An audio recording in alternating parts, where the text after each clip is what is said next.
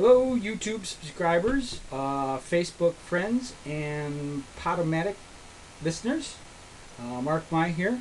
We are going to do the companion video for episode 65. Really nice episode. I'm really happy with it. I think we have a good selection of music here that's going to make a good episode. One of the things, though, I love my compilation records here. Compilations are really nice because if I can, use one or two records that have many artists on it, that makes it a lot easier for collecting the music. So, but I don't want to do too many episodes that are all, one record or two records or something like that. So I think this is a really good mix. A couple compilations I took some selections off of, but also filled in some other vinyl records there too. So let's get going with showing you exactly what's going to be on this next episode. All right. First, we're going to start with a record that is called it's compilation that actually I have, I think, one other, but they're always so good. Every time I see them, I'm always so tempted to get them. Finally did get a couple, and using one for this particular episode. It's, the label is Europoor Jazz, and this particular one is EJ1001, and this has Louis Armstrong, Ella Fitzgerald, Duke Ellington, and Ray Charles. That's what they look like. Okay. And it is a gatefold, sort of.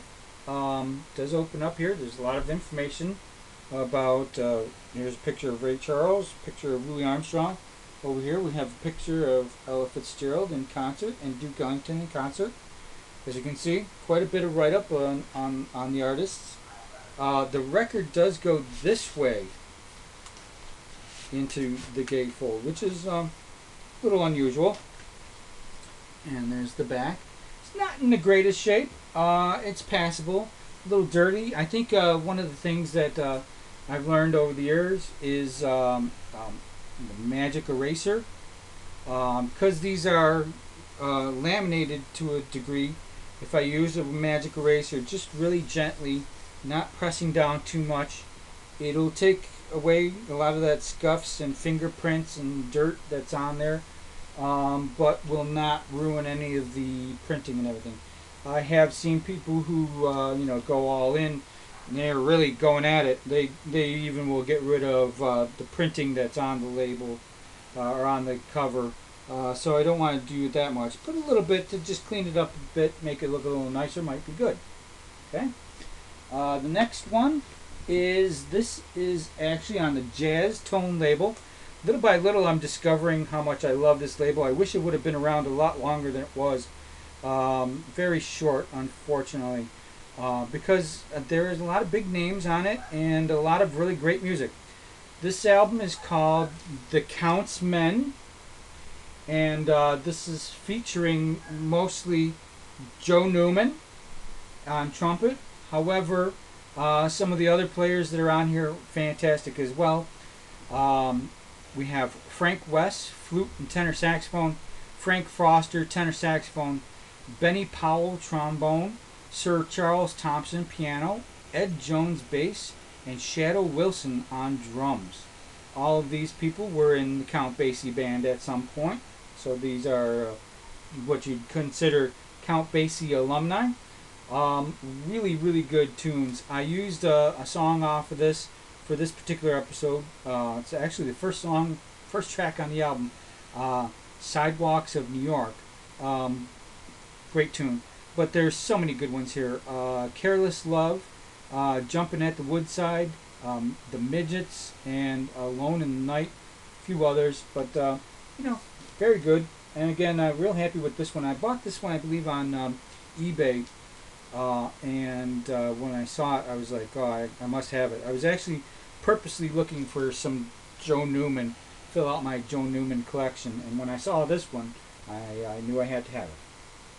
So, all right, and then another compilation here.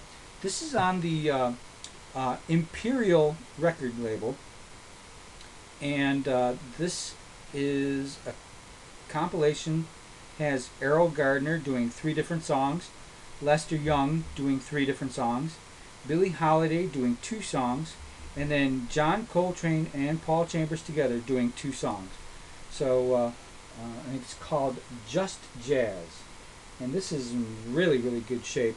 It still has the original plastic on it, and you know, there's a little bit of finger marks along this one edge, but because it does have the plastic on it, it is still very in good shape, very good shape. So I believe on this, I actually used a couple of tunes off of this, one of the Billie Holiday songs, and also one by Coltrane and Chambers together. Good stuff. Okay. Moving on, there's another jazz tone, but this is actually a reissue. Later on, Jazz Tone changed their look, and they had to cover more like that. This is called Today's Jazz, and this stars Bob Brookmeyer and Zoot Sims. And the other players on this session is Joe Jones, Bill Crow, and Hank Jones. No relation. And this is another one that could probably use a little bit of cleaning up. Magic Eraser, I might try that, get it going, see what happens. Or not. You know, I don't mind too much that it shows its age. After all, you know, the patina, as they call it, is not necessarily a bad thing. Yeah. Then our first vocal of the evening. Well, that's not true because of Billie Holiday. But this one, when I got this album, I was really happy about it. It's a little more modern styling for this particular artist than what you might refer to as his peak performances. But it's okay. I like it. And it gives a little interest to the episode as well. Ray Charles, True Life. And this is a 1977 release. So, you know, most of his more popular stuff were in the 50s and 60s. But this one actually has got a couple of interesting tunes here. It's actually, this is on Atlantic Records, and it's a special subsidiary to Atlantic called Crossover. So that should right there explain exactly how it's going to sound. It's going to be a little bit more pop sound for the 1970s era, more less like his jazz stuff or early blues sounding stuff. First off, the first song right off the way is off the bat. It's a Johnny Nash tune called "I Can See Clearly Now." The Jealous Kid, "Oh What a Beautiful Morning," which is actually the tune that we're using on this episode. How Long Has This Been Going On? Be My Love, Anonymous Love, Heavenly Music, Game Number 9, and Let It Be. So as you can tell, it's a little more, it's in great shape though, but yeah, definitely more of a pop style than what you would consider Ray Charles blues or jazz sound. Then we went with a real classic. I had picked this up again. This was one.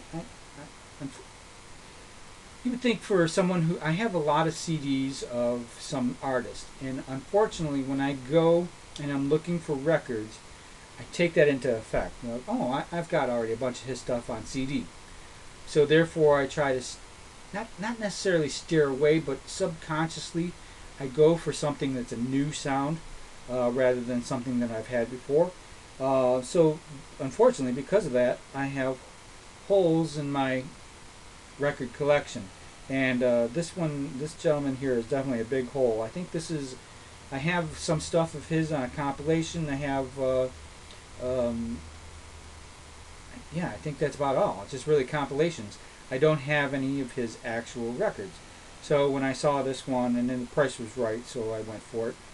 The Greatest Hits of Dizzy Gillespie on RCA Victor. And it has all the great ones here. Manteca, Dizzier and Dizzier, Night in Tunisia, Anthropology, 52nd Street Theme, Cubano Beep, Cubano Bop, Two Bass Hit, Minor Walk, and Good Bait. I mean, so it's a pretty decent selection of the Dizzy Gillespie tunes. And again, it's in decent shape. So I grabbed it up when I did. I actually, I think on this particular program we're going to have ornithology, anthropology rather, and I also took off of this Cubano B, Cubano Bop, which I'm going to use on a Latin dance party episode. Moving along, Prestige, right? And wow, talk about all-star lineups. First, we'll give you the rhythm section. Here is Shirley Scott, George DeVivier, and Arthur Edgehill. And the principal players are Eddie Lockjaw Davis, Buddy Tate, Coleman Hawkins, and Arnett Cobb. This is called Very Saxy. And again, it's a really good shape. It does have a flaw, which absolutely drives me crazy. But again, we'll hit it with the magic eraser, see if we can't clean it up a little bit. But people who purchase a record and then proceed to write their name, she actually did it twice. Shirley Payne, and down here, Shirley Payne. And then over here, there's even an SP. SP. Drives you nuts. Why would you do that? But again, we'll give it the magic eraser. See if we can't clean that up, get rid of it. Other than that, it's in great shape, and the music is fabulous. Only 5 songs, but that's okay because the quality song. Very Saxy, the title track. Lester Leaps In, Foremost, Foot Patin, and then Light and Lovely. And I believe we took off of this particular record the tune Foot Patin. It's a good one. It's a swingy, boppy, very cool. Alright, and then last but definitely not least, we decided to do a little change up there at the very end. I was sort of working on 2 different episodes at the same time, really, is what happened. Working on the Latin dance party episode at the same time. And I thought, what the heck? Last song of the show. Do a little change up, give it a little Latin beat, and who better than Ray Barretto? This is actually Ray Barretto Live. And the name of the album is Tomorrow.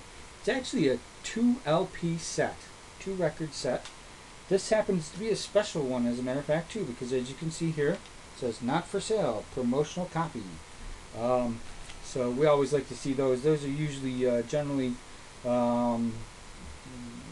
either a radio station or a record store. They're using it in-house for playing. So these are generally in better shape because they're not played very often. They're not played frequently during the time period that they are being played to. Usually just when they first come out, the first couple months usually is when they play them, and then they sit on the shelf for most of their life. And this one actually looks that way. Now I'll take this out of the plastic, show you, because it is a gatefold. It's a 2 record set. It's in great shape. Gatefold, open up. Got pictures of Mr. Barretto there. A nice write-up. The back as well. Great picture of them on stage. A lot of information about each of the songs, who solos.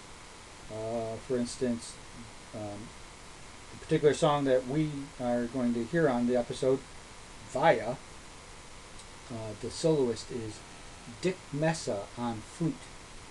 Interesting. And it's got the list of the band, all the different players. Excuse me. So it's a lot of information. That's why I like records so much. Most people do.